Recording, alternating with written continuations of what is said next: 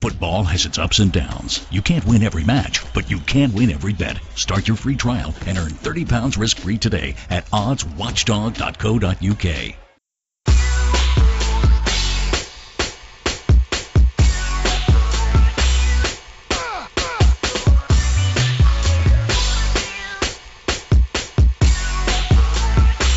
Hello and welcome to the Gooner Ramble podcast. I'm your host Giles. Joining me this evening to discuss Sunday's very satisfying, exciting, deserved, should we say, win over Man City was the Gooner. How you doing? Was you right, mate? Hello, mate. I'm very, very happy. I'm very smiley, and I'm in a very good mood. Good man. And we've also got Dave. You right, Dave? Yeah, all right, mate. Good man. And also the Gooner princess herself, my podcast wife, the one and only Amanda. Hello, good evening. My voice is a little bit croaky. Croaky indeed. To say the least. So I thought I'd start by. I think we all went down there, didn't we? We all made our own ways down there and whatnot. We all had different experiences. I want to start with you, Amanda. I mean, you were up there quite early, weren't you? In the morning, weren't you? Yeah, we pay to park on someone's drive so we can get there when we want, and I went with Dad.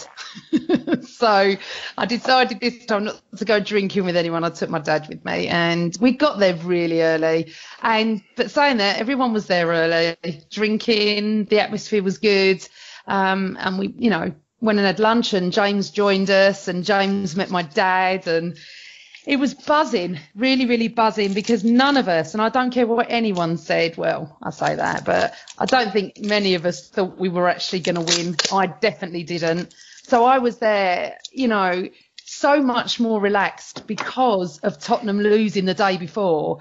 That was my biggest fear, that they were going to go through and I wouldn't want us to go through. I couldn't cope. There's no way I could have coped with that. But it's a semi-final, we're playing Man City, who a bit similar to us, really, shit at the back and pretty good up front, but it depends who turns up on the day anyway. So we had a really good time pre-match. We're all relaxed, and then we go to our seats. And good stuff. All right, let me go to Woz. What about you? Yeah. What about you, Woz? How was yours? Yeah, mate. Yeah, it was just for me. I mean, it's been such a painful season, really, and for the first time in a long time, I've gone into a game. You know how worked up I get before games about everything and what's going to happen and what ain't going to happen, everything. Do you know what? I just knew that I was just going to have a fantastic day, and there was so many people with the same sort of attitude, and we ended up in the pub at Baker Street in Wetherspoons at 10 o'clock in the morning, and things escalated, and we had a great time, and just the atmosphere was fantastic, and obviously the way the whole day panned out, I must admit, over very recent years, it's been one of my favourite days, and we've all earned that as a fan this season. We've earned a day like that, and I certainly enjoyed it. Is Baker Street your usual sort of starting point? No, mate. To be honest with you, mate, I mean, I know we're becoming quite regular at Wembley, but unfortunately, without the green man side of the things, it's I don't really like many of the other boozers around Wembley, and it gets so busy, you struggle to get a beer. So for us, it was more of it was a massive group of us all met there, 30 or 40 people we normally always go with. So it was just nice to spend the day all together, knowing we're going to Wembley, knowing we got a chance to get to the FA Cup final, and just basically went somewhere where we could have a few drinks pre-game and then get in the mood. But yeah, I loved it all. Dave, you usually do the JJ Moons, isn't it? Spoons. Never lost a semi drinking there. Never lost a semi drinking there. And so the tradition continues.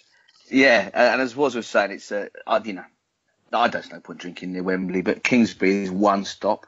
So we left the pub at about 2:15, and I was in the ground having a beer at 2:50. It's just so ideal. It's one stop on the tube, up on the Jubilee line. So yeah, got in there at noon, met loads. I was sitting with Chris, Suburban, but met loads of people who I sit with, people I've known since I was a kid. In fact, Dave Goldberg was there, Amanda with us, loads of people that I've known for years. So Dave, yeah. Fantastic atmosphere, and there was a bit of confusion because I think some Man City fans turned up there because there's a JJ Moons in Wembley as well, which is a designated Man City pub, and the JJ Moons in Kingsbury was an Arsenal pub. So there was loads of City fans turning up expecting to walk into a City pub to see a pub festooned in red and white balloons as they got there, which was quite amusing. Was it all good natured though? Very much so. I mean, I remember 2 years ago there was tons of Wigan fans in there. It was no problem at all. It's a Wetherspoons again as well. Yeah, good food, cheap beer, perfect scenario really. Good stuff. I met Mark and the guys for our now traditional, was become traditional pre Wembley curry. We usually go down to Finchley Road, but for some reason they decided to go down West Hampstead. I'd got off at West Hampstead and I walked down to Finchley Road and I walked back up to West Hampstead. So I'd spent about half an hour of my day traipsing around NW6. You know what I mean? I know every joint. Sweating by the top you got there, you know what I mean? And sweating even more. But and then on the train up from West Hampstead, Mark tried to get a few songs started. And I'm thinking what was really interesting for me was everyone seemed a bit subdued. Like, people singing She Wore a Yellow Ribbon, the Rocky song, all the traditional Jesus of Paddy, and people were kind of, there wasn't the enthusiasm, the fulsome wholesale sort of attempt to sort of like sing it at full pace, and I just thought to myself, I found it quite interesting. I thought to myself, are people, as you said, Amanda, it seemed like people were less, and obviously Man City is different from playing Wigan or Hull or Aston Villa. People seemed less confident. No one felt any pressure though. Everyone was relaxed, as Amanda said. You just went there to enjoy the day in hope rather than expectation. Yeah. And it's quite liberating, to be honest. Well, every time we've been there in recent years, we've been expected to walk all over the opposition and haven't. This time, no one expected us to win, so you just came with that. I'm just going to enjoy the day, as was said. That's what it was, and because of that, it was probably better than it should have been. Yeah, indeed. But also, Giles, the reason why we've had 4 months of shit. So what do you expect? We're all going there. We're all going. Are we going to get a pasting? The only good thing is that Tottenham are out. Let's have a nice day. The sun came out. Dave's exactly right. We were the underdogs. No one expected us to win. There's no pressure. Having said that, 3 weeks ago, we the same thing in the league, and we just fought hard and we got a result. Man City, I don't understand why everyone thought Man City were the overwhelming favourites, because neither team are playing that well at the moment. But I know what you're saying. Yeah, I suppose it's just that Man City weren't as they haven't had 4 months of what we've had. So we beat West Ham and Middlesbrough, two of the worst teams I've seen in the league, and Lincoln and Sutton in the last 4 months. So I think that's the reason. And they're not doing too badly, City. They're above us and stuff. They just haven't won the league, have they? I wouldn't say they were major. We were major underdogs, but when we go to the final, we will be. We will be, and it'd be even less pressure on us. But what I'm saying is, it grew the atmosphere. It definitely grew. And I mean, I wasn't in the pubs. I was outside Wembley, and it just felt a nice day out. I actually said to Dad, it didn't feel like a semi-final, and maybe because we weren't under the pressure. The pressure was, will the team turn up? Will they play for each other? Will we see the same shit we've seen? I think that's what we were expecting, to be honest. Well, we all were. And there was a lot of people around me I didn't know, and we started talking to people, and I just felt most people were like, well, as long as we don't, Tottenham are out. That was it. It was that. The pressure's gone, sort of thing. Interesting. What's coming back to you? I mean, we got in the ground, place started filling up. What did you think? What did you make of the tin foil? The tin foil thing. Mate, I wish I wore sunglasses. My eyes are still hurting now. They're like glazed over. I couldn't work out what's going on. They certainly put on a display, didn't they? Do you know what?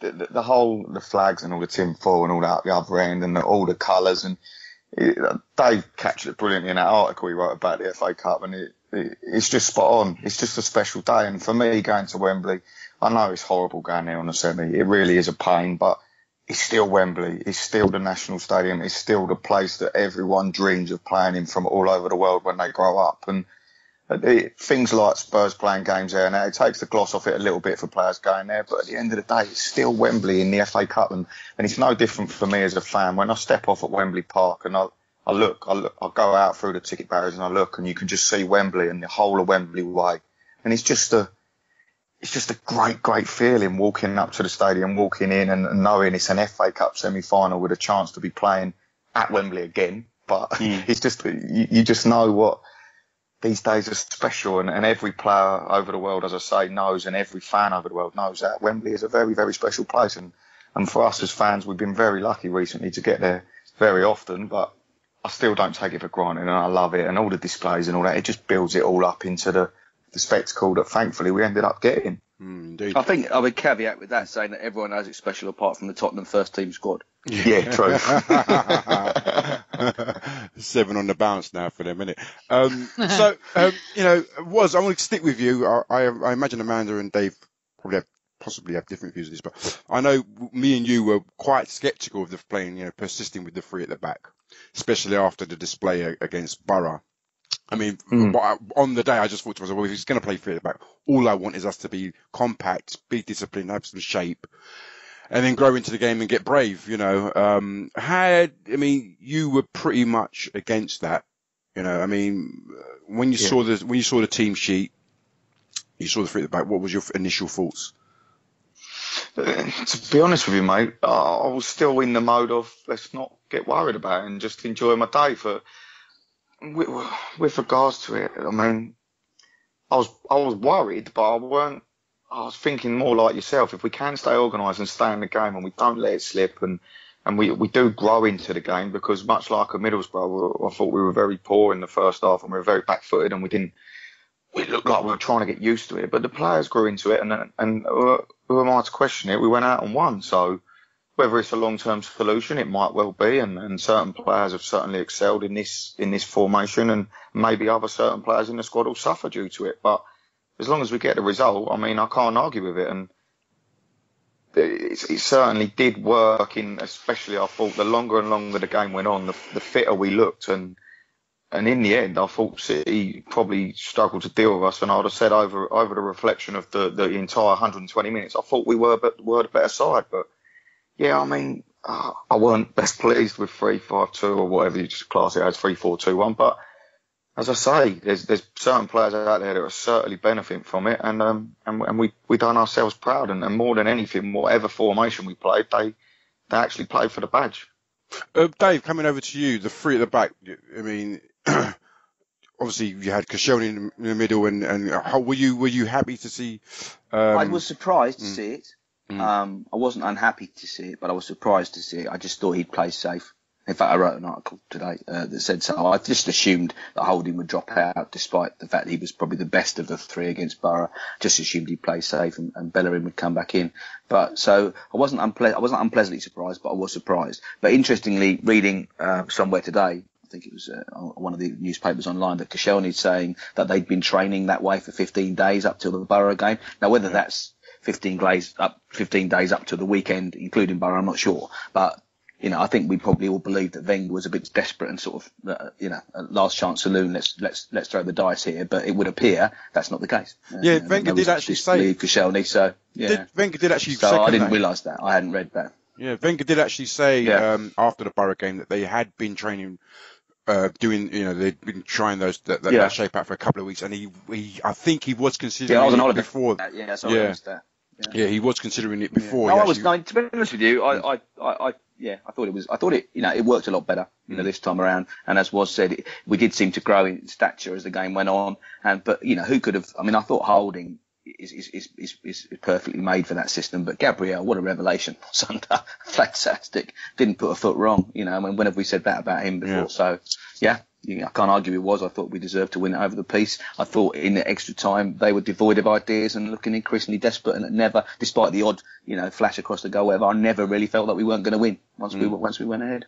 Amanda, coming over to you, the first half, how did you see? I mean, we at first I thought we looked quite tentative and unsure of ourselves, but then as I was looking at it, I thought to myself, well, you have to cede ball to Man City because they're going to dominate the ball. And what I noticed is that we were allowing them, or they were taking, they were going down our sides, but we were very, very compact in the middle, not allowing them too many opportunities in that 6-yard area.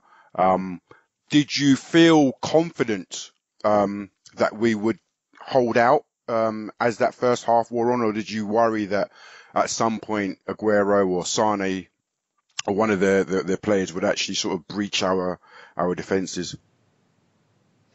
Well, let me just start by saying that when James and I saw the team, we thought it was suicidal. I just went, oh, well, I've had a nice day so far. So what do we know? That's all I'm going to say. So, I had this plan in my head, because obviously I play manager, that if we could get 0-0 at half time, we've got a chance here. So as time went on, I went the other way. I got more confident, actually, between 30, 40 minutes. I was like, oh, it's nearly half time here. It's 0-0. Now, we sit down the end where, well, we're all down that end, obviously, but I was on the west side, which I'm not used to sitting. So when he crossed the ball in for their first goal that should have been given, we thought it was out. There was no doubt in our minds. So I looked at the lines when he put his flag up before it even went in the goal. What I would like to say about that, though, is Koscielny just did stand there. I don't know what he was doing at that moment. And if you watch it again, he just stands there for seconds on end.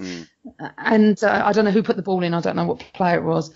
But I think it was Sane, was it? Or was it Aguero to put it on? Yeah. And to be fair, I don't even think half the ball went out, let alone all of it. So, Twitter said out. Yeah. Funny enough, I mentioned Match of the Day last night. That when I watched it for the third or fourth time, I thought I changed my mind again. I thought it was definitely out.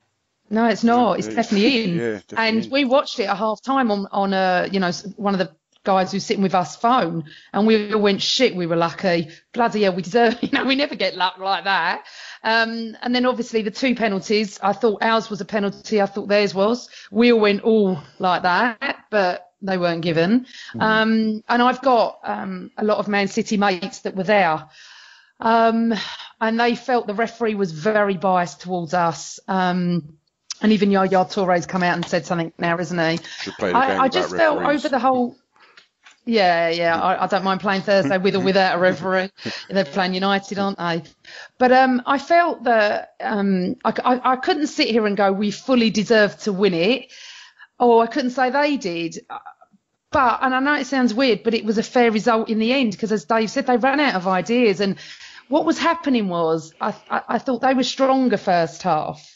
And we were stronger second half. And in extra time, we just got stronger. We just went for it. And, I want to talk about Monreal's goal. The three players that I fell in love with yesterday created the goal. It went from Gabriel to Ox to Monreal. And for me, those three were outstanding. I looked at James and I can't actually say what I said to him about, is Monreal on something? Because he was phenomenal for me yesterday, and he was my man in the match. Ox was very close, but they gave it to the Ox, didn't they? Yeah. The whole system seemed to work, but what I found different to the last few months was they all wanted it. Yeah. They were all up for it. They fought for every ball. And my favourite player in the whole wide world, as you all know, is Ozil. I thought was terrible, but he did work hard, but nothing fell for him, and he could have won us the game in the end. But look, I'm diverting onto all of it because I'm excited and I'm buzzing still. But I just thought the first goal was absolutely beautiful. But Aguero's goal, Ramsey fucked up.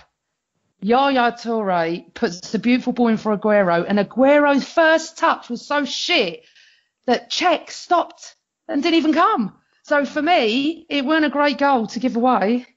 All right, so that's Amanda. She's done the pod now, so we can all done all the major talking points of the pod. That's it. No, thanks for listening, people. No, the first half I think was KGFL. You know what? I think was one of the first key turning points for me was Silva going off. Yeah, because it was a huge moment, I think. I think that's when, I started to believe things were changing differently, because he's massive for them. And him and De Bruyne were getting in behind him, in that space between our midfield and our defence. And that's where they do a lot of their alchemy. Once he went off, it was left to De Bruyne to actually do most of that legwork. And, people can say, we were given, we were a bit, what's the word? We were a bit rough and tumble, which it's different for us. It made a change to see us, getting our foot in and getting digs in and whatnot, and sort of unsettling I thought their players were going down so easily though, Yeah. Giles. I didn't. Yeah. I mean, the second half, I thought the referee had a good game. First half, I thought every single time a City player went down, he just blew. I mean, I know we always see it through our own red and white glasses, but I just thought he was, it was much of nothing, those tackles. A lot of them were just strong challenges, and Man City players were rolling around on the floor. But I was happy to see that. I was happy to see us getting stuck in, because even though we didn't have a lot of the ball, we were actually, we had the bit between our teeth. And in the second half, you're just hoping that we'd come out and be a bit brave. The goal. The first goal was, I've got to say, initially, I mean, there's a few, with every goal, there's always mistakes. There's a few mistakes, but, Ramsey was at fault. I mean, he dwelt on the ball. He tried to check back inside. We'd overcommitted. And, to be fair to him though, the ball that resulted from, him losing it. I mean, how many players in the world would have played that ball with that perfection? Yeah, no, but that could have been given away 9 is, times out of 10, and Ramsey wouldn't have been punished. No, but what I'm saying is we'd overcommitted. We didn't have any centrebacks. No one was there. So if he loses the ball there's a lot of green grass for them to exploit, and that's exactly what Yaya Toure did. Carried it, gave it over to Aguero, and I actually was surprised how slow Monreal was actually. Like Aguero tore him apart, and then. As Amanda said, first touch, second touch, the third touch where he overruns it, I thought Chet's got to come out and close the angle and whatnot. But he really should have done. I do say, I agree with Amanda how good Nacho was, and he has had a poor season by his own high standards. But if we are going to, continue with this formation or utilise it on a regular basis next season, it won't be Gibbs or Monreal. Not at 33, not engine up and down the left like that. That is not a role for Nacho full time. Yeah. He is a left back. Would you agree with that was? Well, yeah, I'd agree that definitely we need a new left back, but like alluding back onto the goal, it was so frustrating to defend so well and have such good balance and shape for the entire game, and then concede a goal so poorly, and 100% Aaron Ramsey just has to put that back in the box. Yeah. You cannot have your 3 centre backs up. If you're playing 3 centre backs and all 3 of them are up, and God knows why, you've got Monreal and Xhaka, who are 2 of our, I wouldn't say Monreal's slow, but come on, they're not, do you know what I mean? Yeah. If you're going to leave someone back, have someone. And also, if you're going to leave them back, their positioning was atrocious. Yeah. Absolutely. Yeah. Of course, in our normal system, that would have been Bellerin and Monreal. Exactly, and it'd have been so Bellerin, doesn't matter Bellerin would have got him. Bellerin's going to get him. Yeah. But the thing is, I mean, Nacho Monreal, just instinctively, as a defender, I played left back when I was a very world-class footballer when I was younger, and 100 times with centre-backs go up for the corners, you're 2 left on back 1. In the changing room, that was. Yeah, exactly, mate. Now, you know that you have got to be one of your goal side and the other one is expecting the ball if it comes out. Yeah. And there was how Aguero just slid in that channel like no one was even there, and the foot race was never going to be won by us, and Ramsey has to cross it. I mean, once you've overcommitted the 3 centre-backs, you have to put it in, and check as well. I mean, it's so frustrating because I think Ospina might have been on his first touch, to be fair to him, but it's just. Yeah, but as I said, Warren, he either comes for it or he doesn't, and he did in between. Yeah, he was like doing the okey cokey, wasn't he? Yeah. The thing is, I think what threw him was how bad Aguero's touch was. Yes. Yeah. You don't expect a world-class player to have such a poor first touch that came so far away from him. So, his positioning was probably right for that perfect touch, and Aguero to have the ball under control. As it was, he was stretching and had to sort of toe poke it, over check. It's just one of those crazy moments. I don't think. I mean, for me, I'm not blaming Ramsey outright. I think we'd overcommitted. Oh, go on. As you said. No, because we'd overcommitted. Even if you lose possession there, as was said, you got to have your 2 men defending the halfway line in the correct positions. And I think you don't need to have all your defenders, all 3 of the CBs up, and everybody committed to attack. You just don't need to. And I just thought it was a bit silly. But the thing is, funny enough, I didn't despair. I mean, Mark was next to me, and you can imagine what Mark was like. You know what I mean? He was like, fucking hell. Yeah. I'd rather not. But I think I'll tell you something else on the defending, Giles. I mean, you don't choose your seat, you choose your block. I was bloody 4 rows behind the pitch, from the pitch behind the goal. And what I noticed, not so much in the second half, but in the first half, our closing down on the edge of the penalty area was non-existent. I don't know whether that was planned, but there were so many times when Yaya Toure, had space, maybe 5 yards outside of the penalty area, looked up, and every time I'm thinking, we're giving him so much time, he's going to shoot. And for whatever reason, this is a player who would have done it every single time 2 seasons ago. Whether it's confidence, whether he's just not the player he was, I don't know. But there were amount of times, there were at least 4 times I counted, where Toure was free to line up and shoot, and he didn't. Yeah, it's funny. And we could have been punished there. So if we're going to play that system, that's another thing. Whether we're sitting the 3 so deep and we're not closing down with the midfielders on the edge of the box, but they had so much space. Had Silva stayed on the pitch, we would have been punished. Yeah, I think that's it. I think we were looking to make sure we were compact between the lines, because that's where they hurt us. Funny thing is, Dave, the one time he did fucking shoot, he hit the post, and it was a fantastic. But that was when he didn't have time to think about it. That was an instinctive volley. Yeah. When he had time, you remember it was only 2 seasons ago, was it the 2-2 over? He just curled the ball. Yeah. We were 2-1 up, and he curled the ball for the equaliser, wasn't it? I mean, it was, that's the sort of thing that Yaya Toure did for fun 2 years ago. Yeah. It was really weird. He just wasn't shooting. So, we picked ourselves up, and we get ourselves back into the game. I mean, Amanda, no, you've already spoken about the equaliser. Dave, talk us through the equaliser. Well, I said it on Twitter, that I very much doubt you will see a better cross of the ball this season by any player. That was, everything about that was perfect.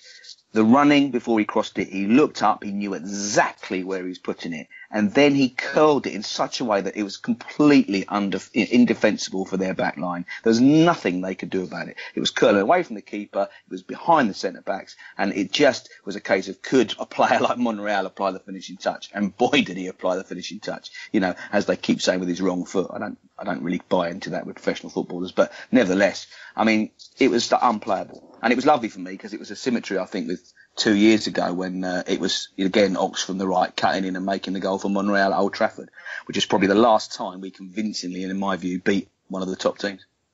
Indeed. What's your view? I mean, you talk a lot about retention of width, and we saw it in classic form there, didn't we? Do you know what? As much as I've been a criticiser of this system, that goal was the ultimate compliment to the system. Yeah. Now, Mesut Ozil was playing on the right-hand side, obviously behind Giroud, and Alexis on the left.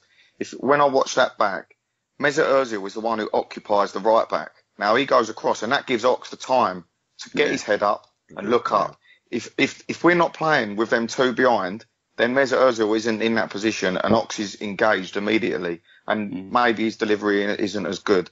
And Oxlade-Chamberlain had an absolute storm, and all I've ever asked from him, and I've said it time and time again, is when he starts delivering that end product, you can 100% applaud everything he's doing. And my God, did he do it? Like Dave said, what a delivery. But the whole system created that goal. The fact that Mesut Ozil was intelligent enough to know that Ox is going to be there, and if he gets in that inside right, he's going to occupy the fullback. He can't come and stop the Ox from crossing. Ox has got all the time in the world, and when he got that time, and he puts that whip on it, and then at the other side of the pitch, they fell asleep.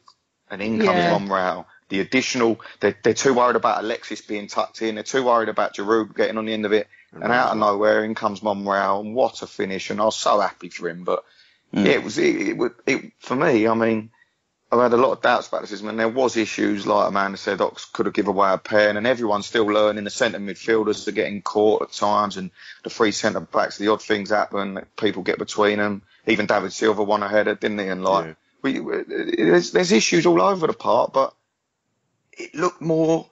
Yeah. We just looked more systematic, and we looked like we knew what we were doing, and as a result, we looked like we cared. But I think it was just more to do with the fact that we knew what we were doing, and that goal for the whole 3-4-2-1, mate. I just think it summed it up really, because you got to give him a pat on the back. Absolutely, because it is a 3-4-2-1 or 3-4-3. It's not a 3-5-2, and that's where the player is Ox. And that's why Bellerin's got a problem. If he sticks with this system, Bellerin would work if it was an old-style George Graham 3-5-2, with proper wing-backs. This isn't really wing-backs. This is, 2 wide midfield players. And the difference between Ox and Bellerin is the delivery. Bellerin can get in those positions. His final pass is nowhere near good enough. Whereas Ox, we know, given time and space, his final pass is absolutely 9 times out of 10 very good. It's the one part of his game where you probably can't criticise it. So if we can keep putting him in those positions, then it will be very fruitful, I think. Do you think it was? Do you think he just put it into an area, or do you think he was looking for Ramsey and Monreal on the back stick?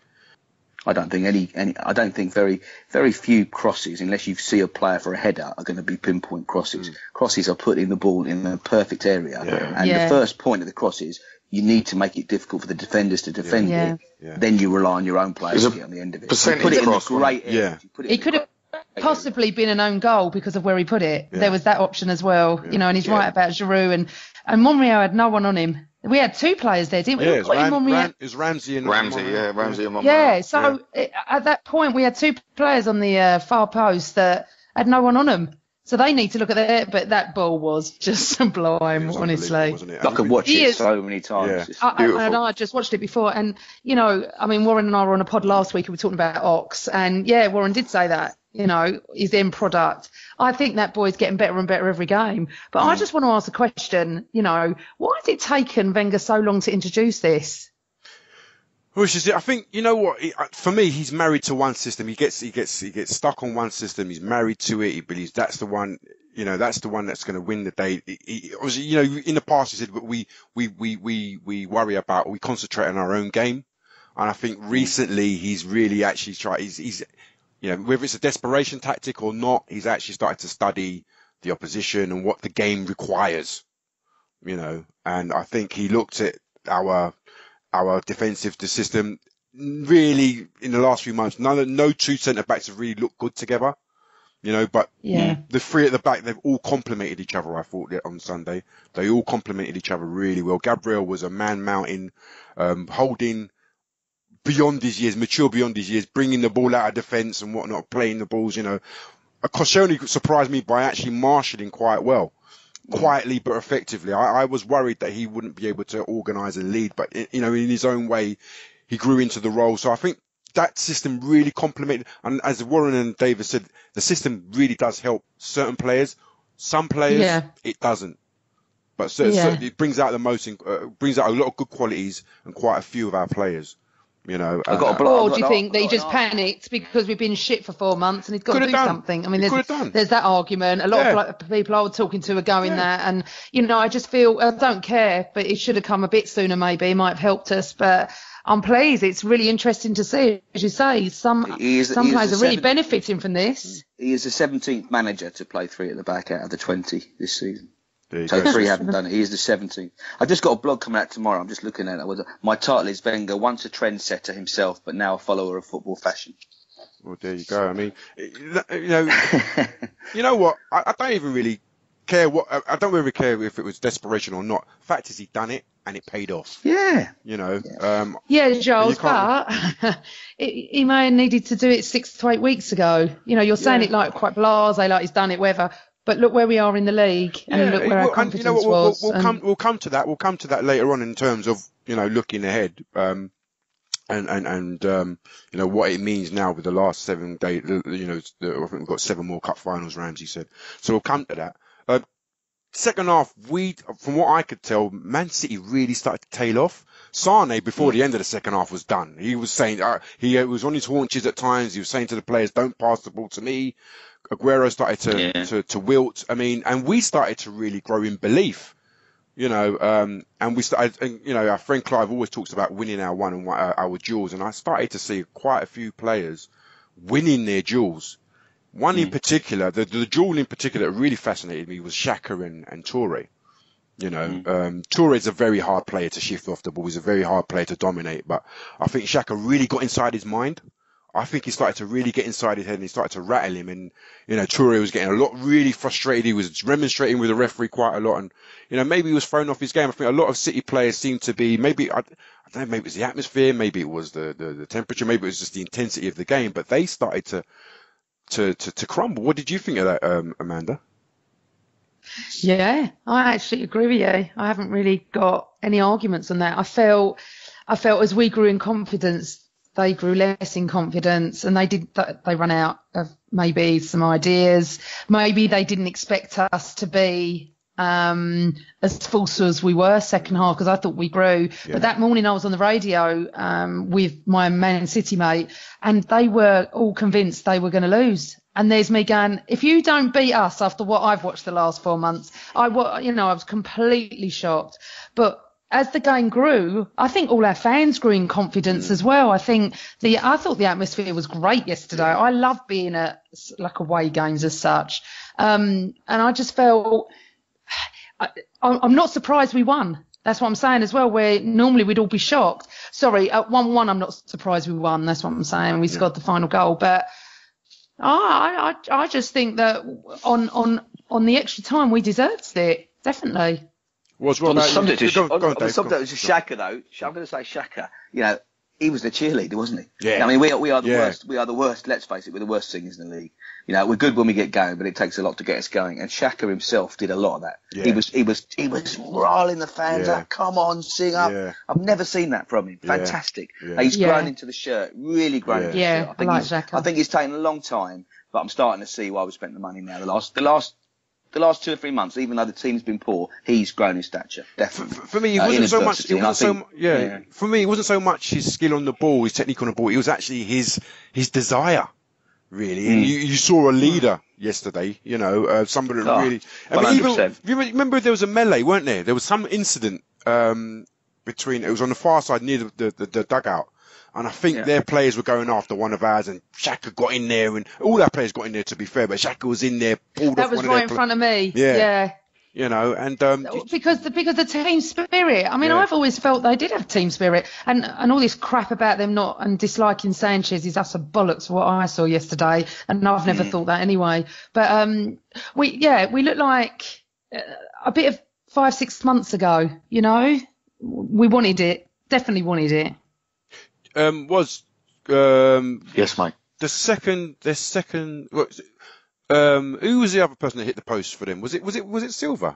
Somebody else hit the post, didn't they? No, they hit the bar. No, it's Company. Company. That's it. Fernandinho, wasn't it? Fernandinho. That's it. He was the header. Who was the header? Fernandinho. Right. Fernandinho. Yeah, it was Fernandinho. I think headed it against the bar. Was that his extra time? Yeah, in extra time, Fernandinho header against the bar. No, it was Company. Was it Company? Yeah, it was Company from the corner. No, it's Fernandinho. I'm sure it's Fernandinho. Well, Number 25. The day when I got in, it was Company. All right. Hold on, are you talking about the bar or the post? Which the post? The bar, the header. The post was Torre. Yeah. The header was Company. Anyway. Doesn't really matter. Yeah. So anyway, I mean, was that extra time? Was that also an extra time? I think it was. Yeah. I mean, it was really hairy actually, going into extra time, and even though they were wilting and whatnot, but there was always a chance that you thought, oh gosh, you know, they might, you know, Toure might pull something out of the bag, or Aguero might pull something out of the bag, but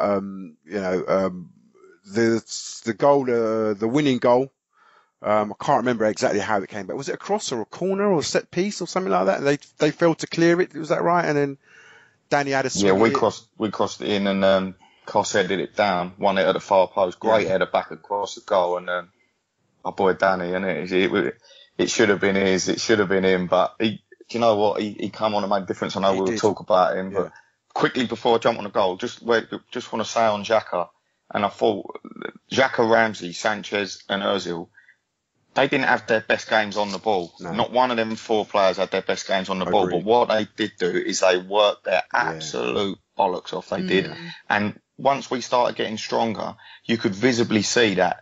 I'll tell you something, we talk about our lack of mobility in the middle of the park and all this and all that and all the problems we got. They made Man City look bang average physically. Yeah. Bang average. And I'll tell you something, Xhaka is 6'2", Ramsey's 6'2", 5'11". Them two were the engine, and they didn't have their best, and same as Alexis and same as Ozil. They were doing so much running and working so hard to try and prevent Man City from getting a grip of the game with people like De Bruyne. And yeah, they did make errors and they did get in behind, but I'll tell you something now, them 4 must have covered so much ground, because it made such a difference, and it allowed people like Ox and like Monreal to get in the chances, and when Welbeck kindly started running channels and making a difference. But yeah, the goal, I mean, what a moment for all of us. But you're right, I think it was a war of attrition that we started to win, and we won. Yeah, that war and we got attrition. stronger and stronger and stronger. Yeah. And these players that we look at and think they're not mobile and they're not strong and they're not quick, they got stronger, they got quicker, they got fitter as the game went on. And you're looking at these players haven't played all season. I know, so they might be fresher, but they're not, notoriously haven't had long runs in the team due to injuries and things. And in that first half of the extra time, we just looked so strong. We looked, we were front footed, and we looked like we had the ace card. And luckily we got it. And like you said, the goal, I mean, what a moment. Crossed in, Koscielny heads it back, great header back across, and Welb swing and a miss, and that touch from Alexis. Yeah. How he manages to nick the ball like that and keep control and keep his balance and keep his composure and just to slot it home like that. And well, we was all there, and the pandemonium. I was upside down. I had 3 blokes on me. I don't know what was going on. Were you all doing the Poznan? Were you reaction? Yeah.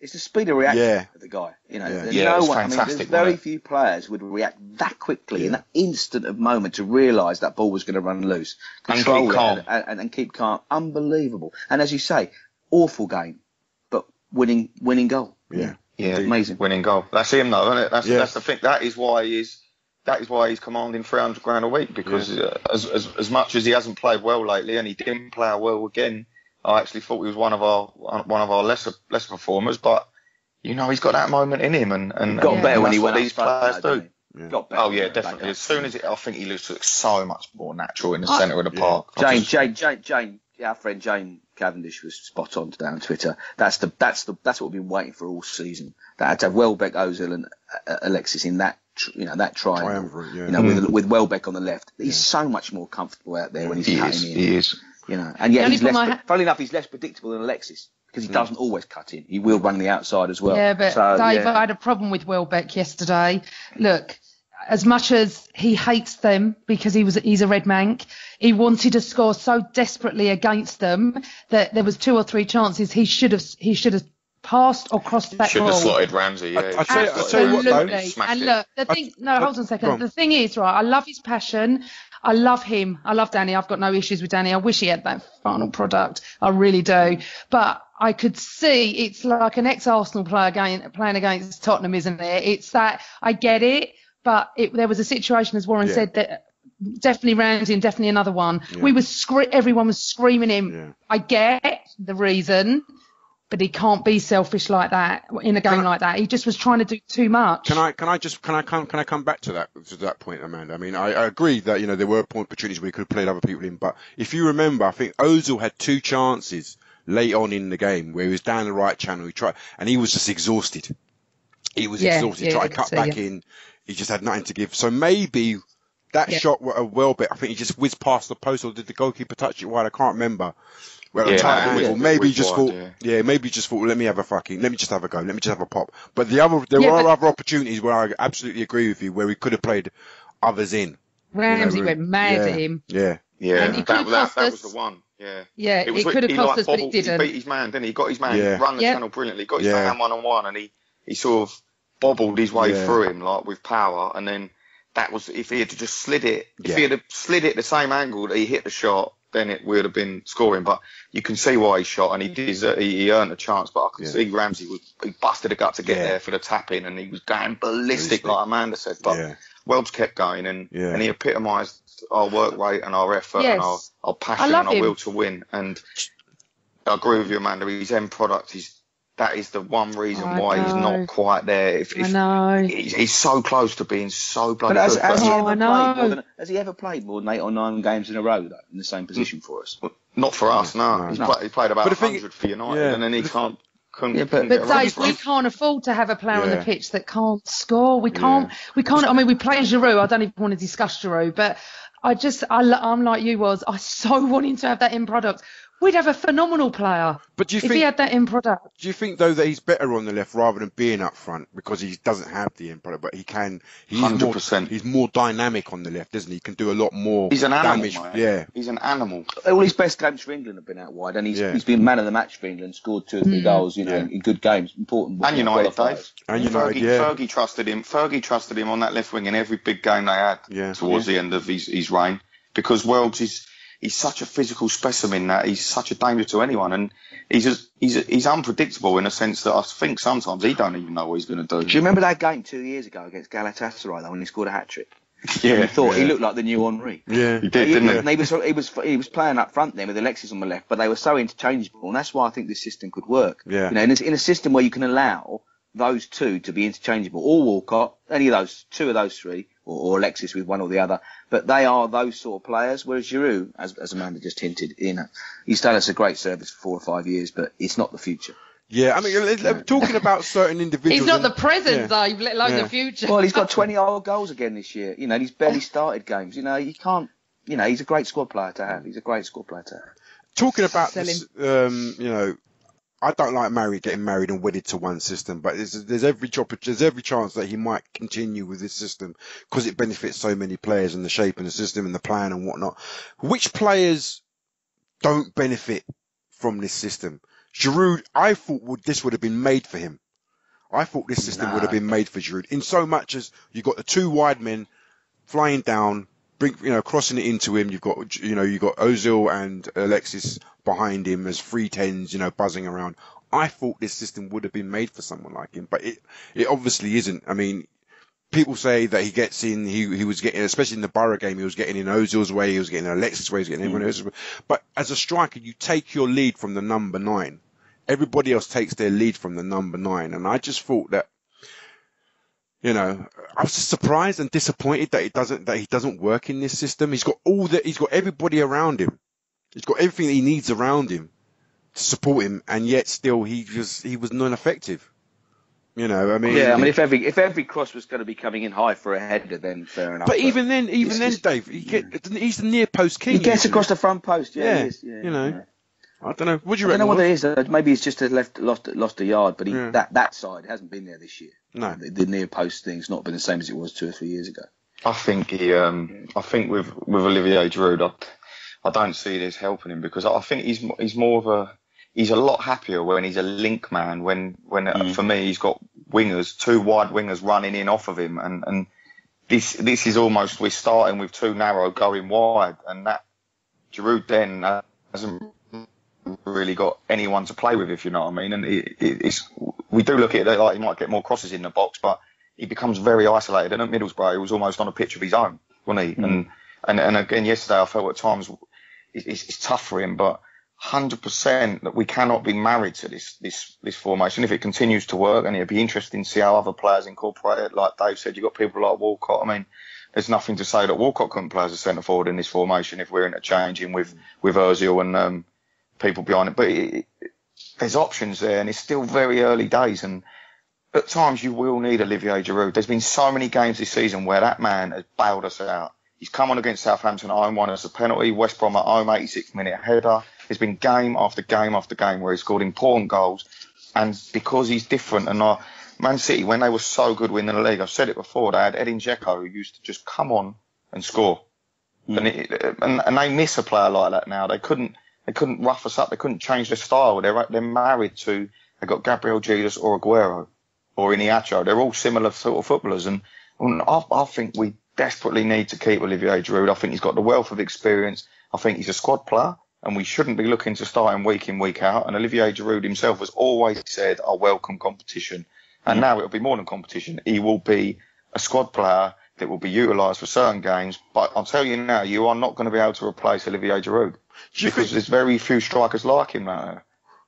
Yeah, going on from what a man was said, man. Do you think he's reconciled with himself that he's going to be a squad player? Because before he used to come on quite angry, didn't he? When he was dropped, he'd come in, he'd be quite angry, he'd want to prove a point. Do you think now, as time goes on, he's gonna, he looks like he's actually, he realizes that he's not the starting striker, and that his part will be to be a bit part player, an auxiliary player, an impact player? Amanda. I don't know really, Giles. I've never been his biggest fan. I know what Dave's saying about goals, but I'm just not his biggest fan. I don't like. I can't. I looked at him yesterday. We all did, and we're like, what's he doing on the pitch? He had a terrible game. I think for his sake, he should leave, actually. And I think if we got offered 25 million for him, I'd take it. Because as James was saying yesterday, he's like a 10 to 12 million pound player. He's not. We're never going to win the league with him, but I've been saying that for years. I just think that he doesn't look as committed. Maybe the fact that he isn't the first choice striker anymore, that he's lost a bit of heart and everything, which is fair enough. But he was a first choice striker from November to January. Games. You know, I mean, he was over Christmas as well, wasn't he? I mean, yeah, but it depends what sort of system he's going to play now. Yeah. You know, no, he's not in this system, definitely not. But he put him in this system, so don't know. I'm curious actually. Is Walcott not being put on the pitch because of what he said? Because we were screaming for it. Definitely. Yeah, definitely on the but then why is he on the bench? Why is he not just being completely dropped? Well, it's the same as Alexis at Anfield, wasn't it? Yeah. It's Yeah, but he put him on at half time, Warren, didn't he? Yeah, I know, halfway that's house, what I isn't mean. But he didn't need to. He didn't need to bring Walcott on because he had Welbeck. Yeah. He didn't. When Yeah, Alexis came on, he had Wells, loads of injuries. He had no choice. I mean, I think Wells was definitely the right sub as well. I wouldn't have been bringing Theo on in that situation because I thought it was the right sub. Definitely the power and aggression of Wells was certainly the right sub. And I'm Theo's biggest fan. I love the geezer, but I honestly wouldn't have been bringing him on in that situation. And I certainly don't see him being an option at right wing back. So I think that leaves the two positions behind the centre forward, which I'd question his creativity. So really, I think in this system, Theo's only real chance of getting in is as that centre forward, as a mobile centre forward. And in answering your earlier question about Giroud, Giles, to Amanda, if he wants to play in the World Cup, he has to go this summer. Yeah. At the moment, he's France's first choice centre forward, and Marseille, they're talking about a £20 million bid this summer. He'll go. You know, we'll take that if we're offered it, I'm sure. Interesting. Okay, let's go to some questions. We've got the first question here is from @AB_Gooner. It says, what does this change? It was a great win. Love the cup, but in isolation, it's one big win. Could all get done at the Lane next week. What do you reckon, guys? I mean, before we even talk about the Lane, we've got Leicester City, who are on a bit of a run themselves. You know, they're playing with a lot more confidence. You know, a lot more chutzpah. You know, Thursday night, was it Thursday? It was Wednesday night, isn't it? Wednesday night. Do you see Wenger? Yeah, Wednesday, mate. Yeah. Do you see Wenger starting the same plan? Do you think he'll rest a couple of players with obviously Tottenham in mind? I mean, you know, or do you think he'll change it up again and go maybe his regular 4-2-3-1? Come to you was Amanda, then Dave. I think he will. I think he's going to try and stick with his system, but what I do think he'll do is I think he'll make personnel changes. I think he might try and bring Gibbs and Bellerin in. I think he may well keep the three centre-backs the same, but I don't know if Mustafi's back in contention, but I've got a feeling I personally will keep the three centre-backs the same. I'll keep the midfield pairing the same, but I think he may well bring in Mohamed El Neni, and I'm not sure whether, or maybe Francis Coquelin, and I just think he will look to change up the personnel. I think he might start Danny Welbeck. Yeah, he will, definitely.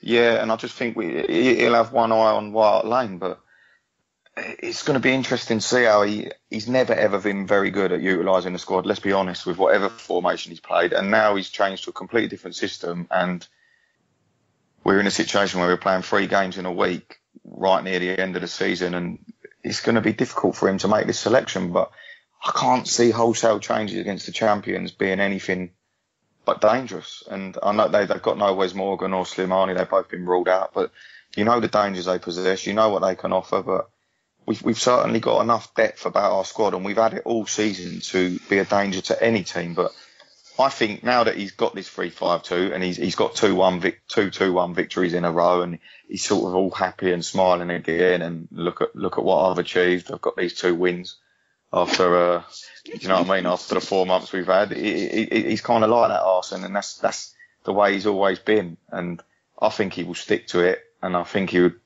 I'll be very surprised for him to go back to 4-2-3-1 now, but I just do think he will try and make some personnel changes, and I hope they're the right changes, because I think the more and more these players play with each other in a system, the better they'll be, and especially the spine of the team. I want to see that be retained, and because it's hard for different players to constantly play with different people in any system, let alone one that we've played for 2 games. So I think it'll stay the same, but I don't know what players are going to turn up, and I just wish I could go into every game feeling how I felt Sunday, feeling so relaxed and enjoying it. And football hasn't been like that for me this year, and certainly not this year. And a lot of last season, I was finding myself really not enjoying the games. And Sunday was just such a nice feeling, and for everyone, the atmosphere was great. Everyone was so happy. I've never seen so many smiles in the stands for a long time, and I just know that Wednesday it could go a flick of a switch. It could go back to a really toxic atmosphere again, because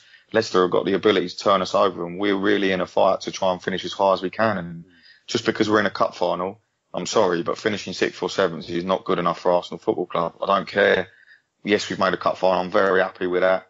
We've got to the cup final by dismissing Preston, Southampton kids, like Sutton and Lincoln, and a City side that we've done very well to win. But let's be brutally honest, that's 6 games out of an entire season. And now we have got to look at the bigger picture, and we've got to turn it on. And I just hope we do, and he gets it right again, like he did at the weekend. I'll ask you on Sunday before the Tottenham game whether you feel happy and, light-hearted and going to enjoy the game.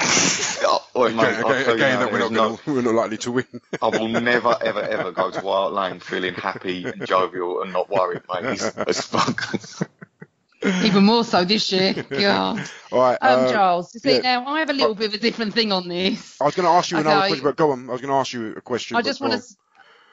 Okay, Warren's going to come at me now. I don't really give a shit what goes on now, because we're not getting in the top 4. So if we get 5th, 6th, 7th, 8th, 9th, 10th, I couldn't care less, because you don't get anything for any of those places. So really, does it matter? So I think now, I don't think we can get top 4. Do you? Does anyone think we can get top 4? I don't think so. So what I'm thinking now is, I think he should play the systems he wants to play, and just go for it, because they're saying it's like 6 or 7 cup finals, but it's not in our hands. We're nowhere near any of them. So really, we're going to end up top 4. I think we're 2 games in our hands. We're only 1 point behind with 2 games in hand, aren't we? We're 9 points behind Liverpool with 3 games in hand. Yeah, and look at their goal difference. Have you looked at it? They've got 7 more goals than us, and they conceded 2 3 games. 3 games. They've got 3 games to get a 5-goal swing, so it's not dead and buried. It's Honestly, not dead and buried. think it is. But it's not in our hands, Warren. That's what I'm trying to say. Well, right? it is. So, if we win all our games, we finished in the top 4. But you just said who's 4th? City are 4th, Liverpool are 3rd, United are 5th. Sorry, how many points are we behind City then? Oh, behind City, we're 7 behind City with 1 game in hand, so we'll be 4 behind them. So it's not in our hands, is it, Warren? Because we're 9 points behind Liverpool, and they've got a better goal difference. So I'm just saying, roughly, it's not in our hands at the moment, okay? Yeah, but if you win those 3 games, you're likely to get the goal difference, aren't you? Well, then you're asking Liverpool are going to lose 3 games or 2 games. Who are they playing? Who are we playing? We're not going to beat.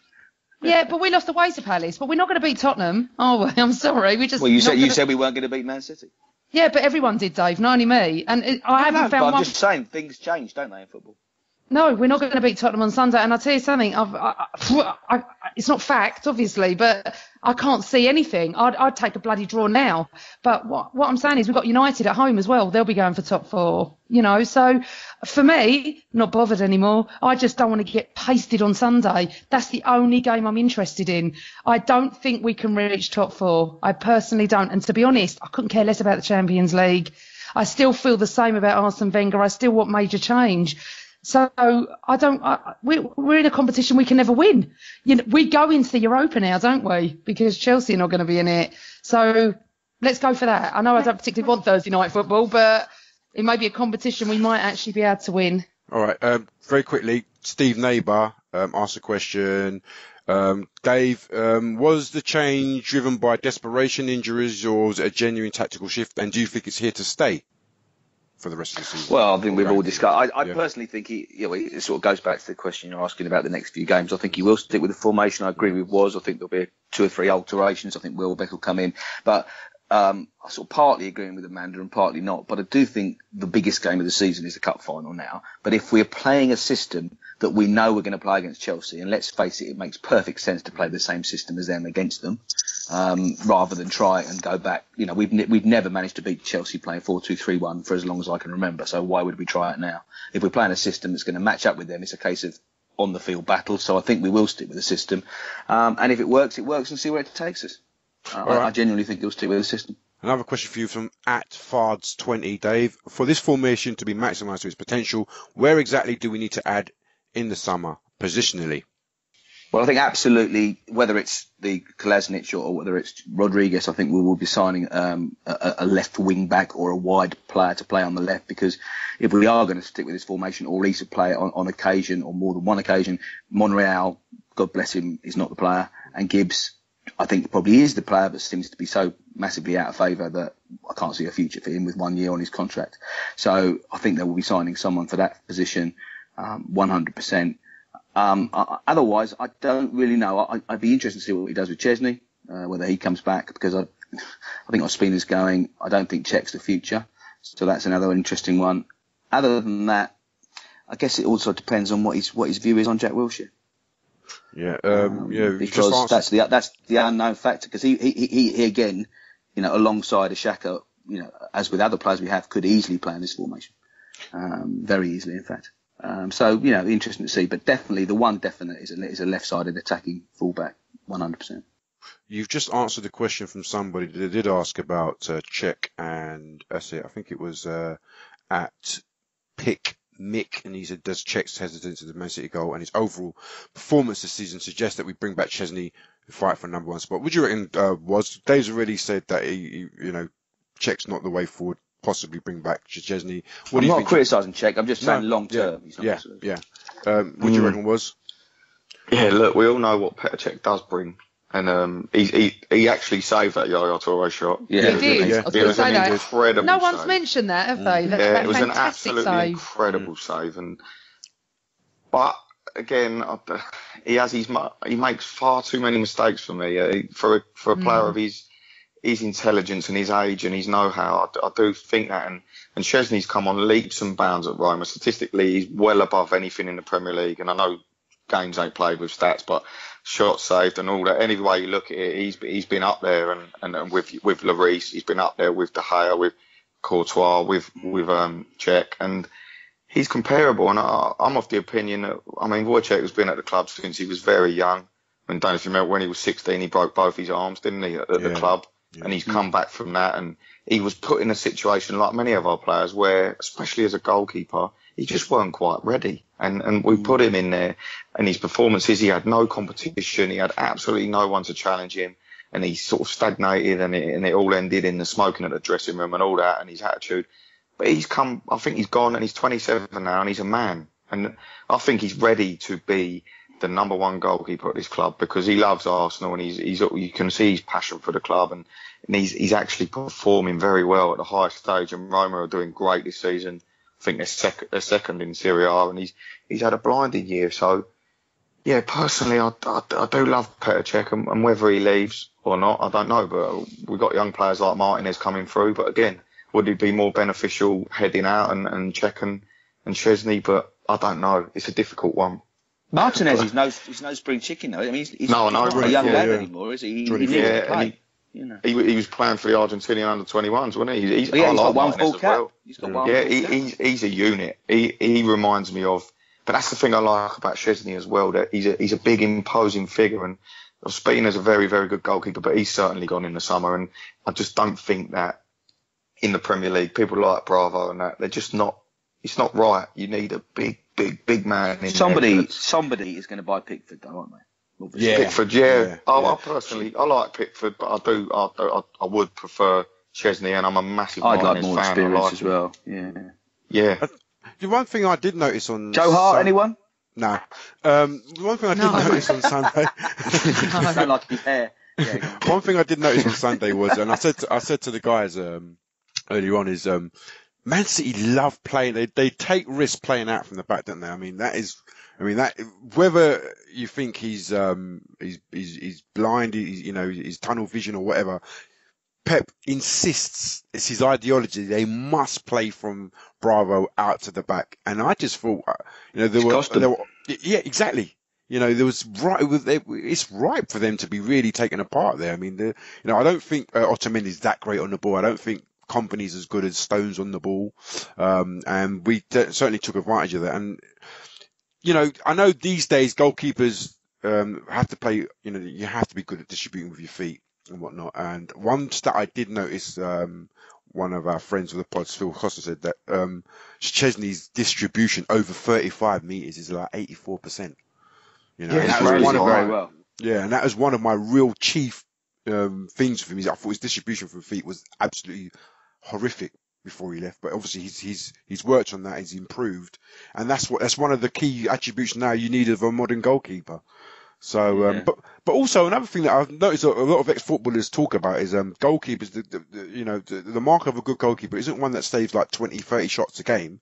It's the mark of a goalkeeper, they reckon, is the ones that don't do not for much of the game, but are called into action those 1-2 times in a game, and they make the right decisions. I mean, how do you guys see that? I mean, I'm not a goalkeeping expert, so Dave, I'll start with you. I mean, how do you sort of analyze a goalkeeper, potential goalkeeper's attributes? Well, I think what Czech does have, and we haven't had for a while, is fantastic communication.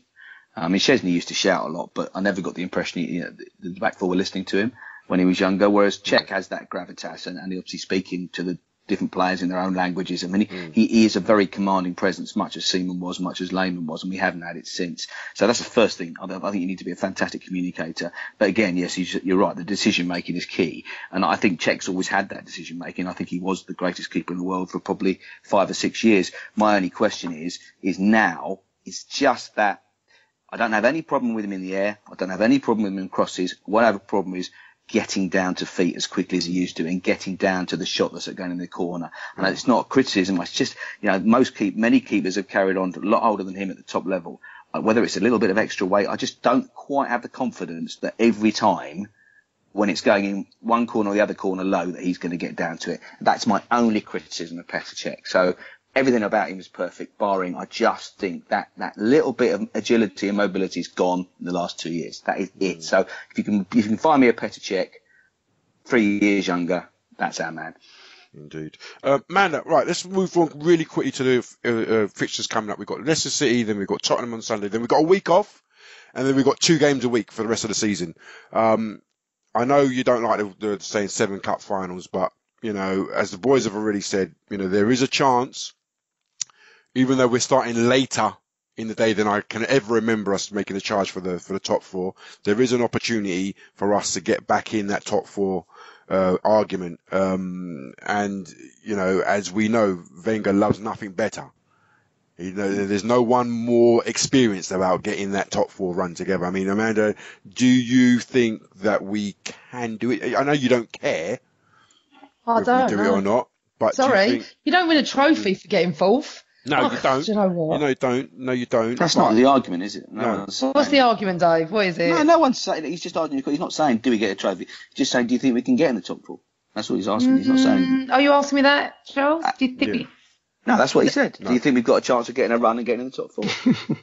No. Was over to you. I know we need snookers, but And you don't think signing players is easier with Champions League football?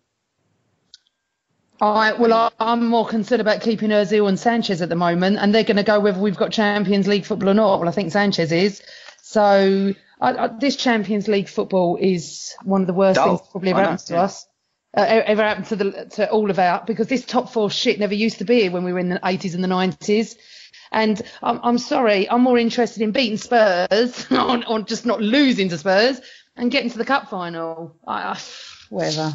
Roz, looking at our run of games, we've got Leicester, Tottenham, then a week off. We've got Man United at home. We've got Southampton away, Stoke City away, before Sunderland at home, and then we finish off at Everton. At home to Everton. We've got those 3 of the next 4 games are away from home. Monumental run of fixtures, mate. It's always going to be the case, and it is beyond realistic to believe that we can actually win all these games, because we've underperformed in many of these matches over the years, and it's been frustrating. But look, I want to win every game, and if that means coming top 4, then so be it. I think it's vitally important that Arsenal Football Club go out and win every single game. And for me, I want to keep players like Sanchez and Ozil 100%. I want to keep them, and I want to keep them at the club. And I do think that, although the Champions League isn't the be all and end all, I do think a lot of players across the world would look at it and think, do you know what, I want to play at the highest level. And it might aid us being out of the Champions League for a season, but again, it might not help us. And I just don't think it's about finishing just in the top 4 for me. It's about finishing as high as we possibly can. And for me, regardless of what happens, I still want Arsene Wenger to go at the end of the season. Even if he wins the FA Cup, I'm not really interested. I'm not going to change my stance. He's not all of a sudden become a world-class tactician that I've watched struggle for the last sort of 3 years. Nothing's going to change my stance on that. I just want us to win as many games as possible and finish as high as we can and get rolling into that FA Cup final and just try and beat Chelsea and at least end the season on probably what has been for me the most frustrating season in my lifetime of actually being able to appreciate the game on a high, on a semi-high, because we're going to get another trophy, and it'd be nothing better than for Arsenal to walk out the door and say thank you very much. I'll leave you in the Champions League qualifier against some random team. I'll leave you with Ozil and Sanchez. I'll leave you with an FA Cup and good luck. But I can't see that happening whatsoever. And I think we're probably going to get stuffed at the lane. We're going to have a horrible time. Stoke will batter the crap out of us, injure 6 players for the cup final, and I'll go back to being depressed. So I know where you're sitting on the seesaw. I know where you are on the seesaw now. I'm just trying to. I've had such a happy weekend, and I've been smiling. So I've even been listening to Talk Sport because I can actually listen to it when we win and things. I want to read all the papers.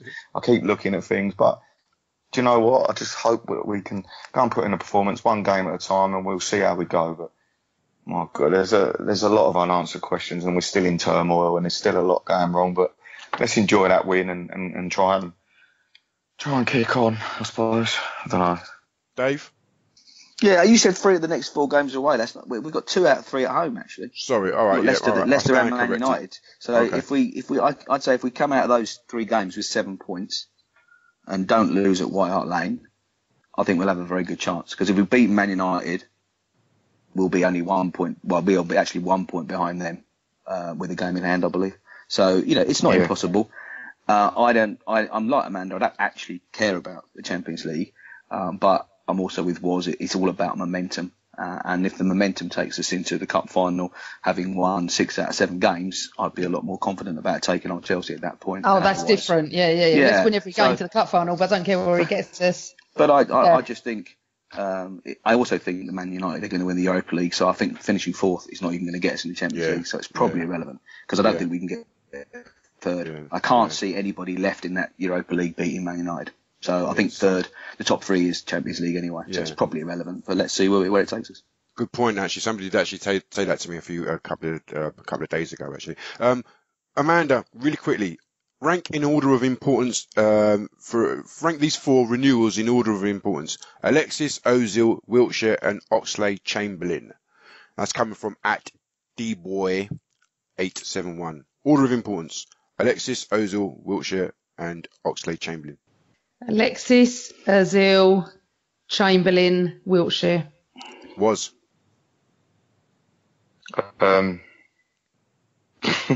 a good question, to be fair. I want to renew all of them. I mean, I love Mesut Ozil so much. I love Mesut. I don't think we can get another Mesut Ozil. But not as much as me. Yeah, well, I'd probably go Ozil, Sanchez. Look, the thing is with Jackie Wilshere, we all know what he's capable of, and I'd love to see him in this formation as one of the 2 behind the centre forward. I think that would be lovely for him. Or he could play deeper. He's such a handy footballer, but his legs.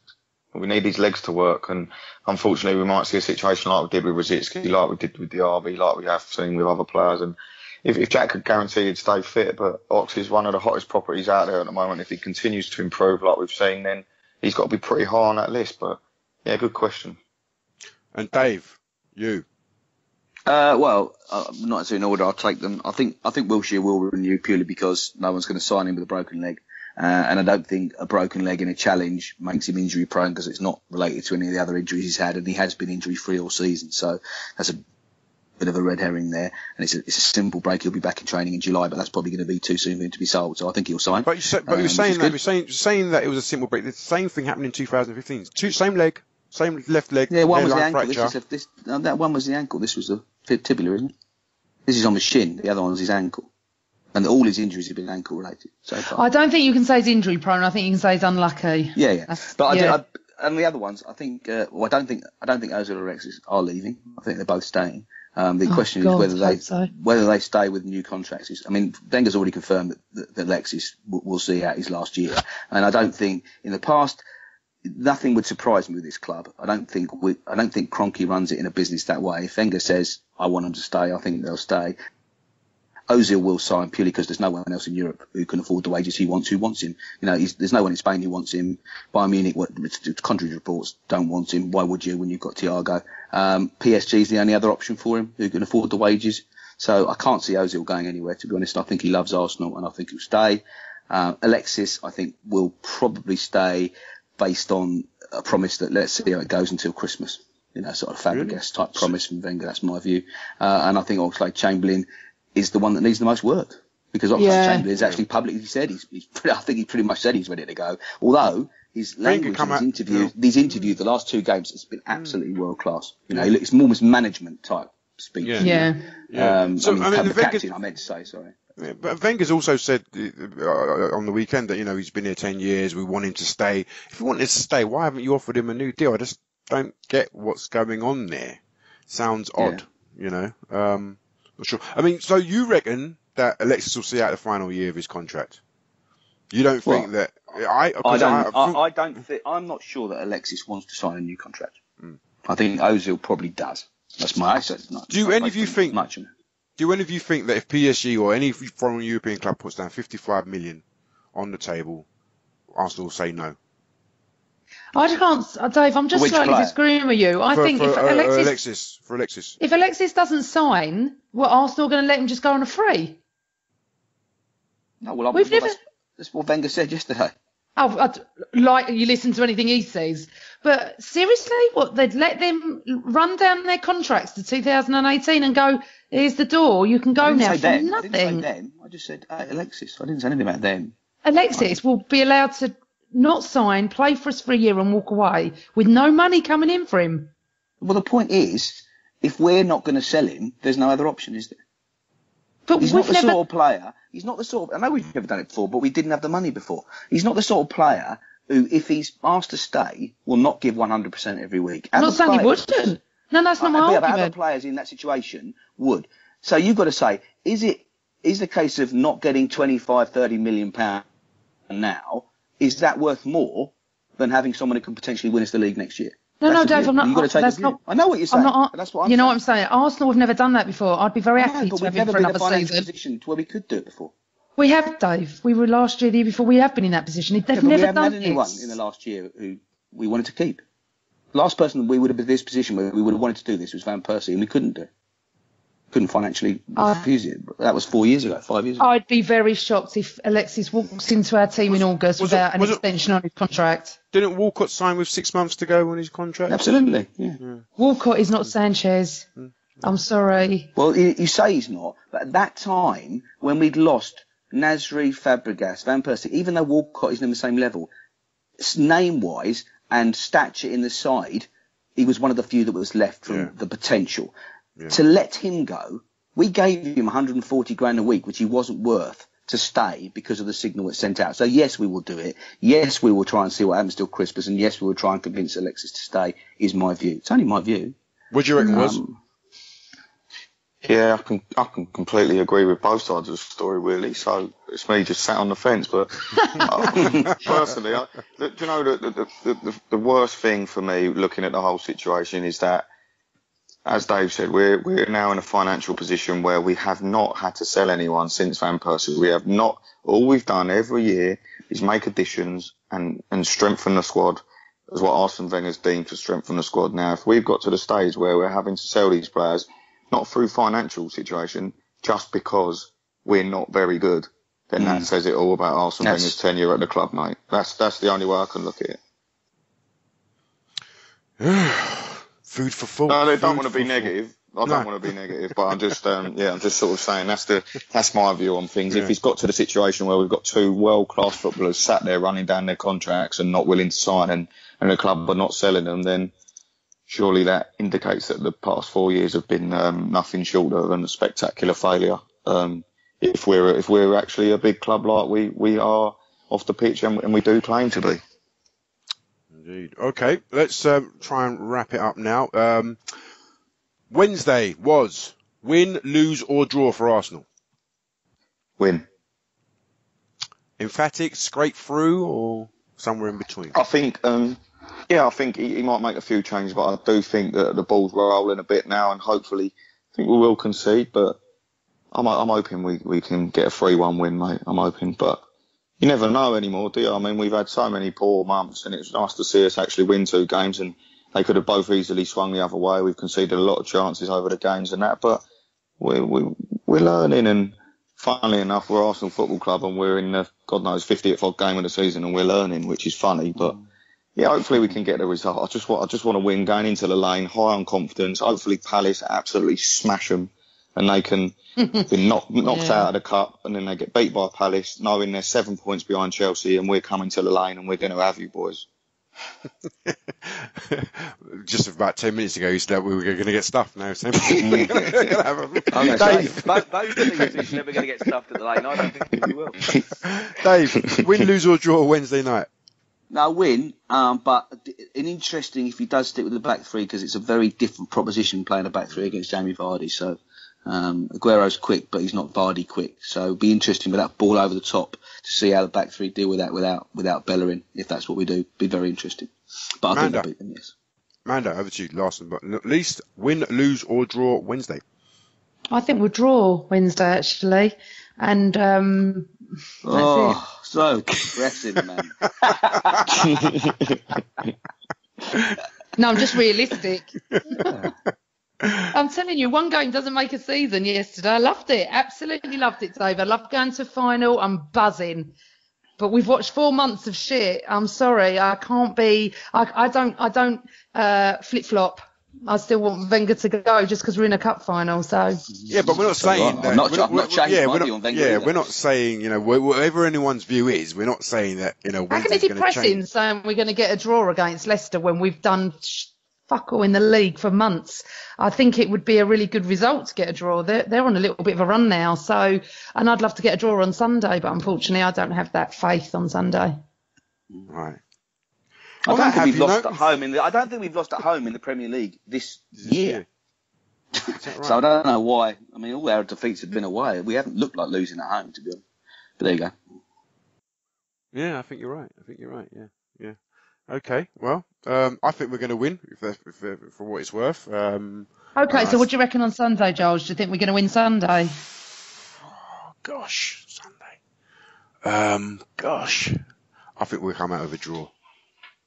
2-1. 2-1 at the Rip Roaring Reds. Warren, what do you reckon? Look, I reckon that it's Tottenham away, and we've got to go there. We've got to be up for it. Last year they bottled it. They had the chance to go on and win the title. They were playing against 10 men. They were 2-1 up, and they shit their little panties. And they're playing. They can't deal with us. They can't do it. There's something in their head. As bad as we've been, and as good as they've been, there's something in their head that is some sort of mental block. And especially if they don't get a result at Palace, and we do win, and we can keep the confidence going, we've got enough about us to cause Tottenham problems. And if they're not on their game, and vice versa, if we're not on our game, it could be a very bad day for us. But it's a North London derby, and we just got to turn up and give our all, and hopefully we can get a result. But granted, exactly as you say, Amanda, the way the season's gone, realistically, you should be looking at that thinking we're going to be in a lot of trouble there. But football changes very, very quickly. Yeah, my view might change if we beat Leicester and they absolutely get stuff to Palace. It might slightly change. I think it's more interesting. Yeah, it might be. And then they'll be shitting themselves on Sunday. At the moment, I can't, they're still going for the league sort of thing. But yeah, exactly. I mean, if Chelsea lose and they win, then obviously they're a point behind. So it's a big swing of confidence, isn't it? But it could be Who's 7. Going on? You're going on Sunday? I am.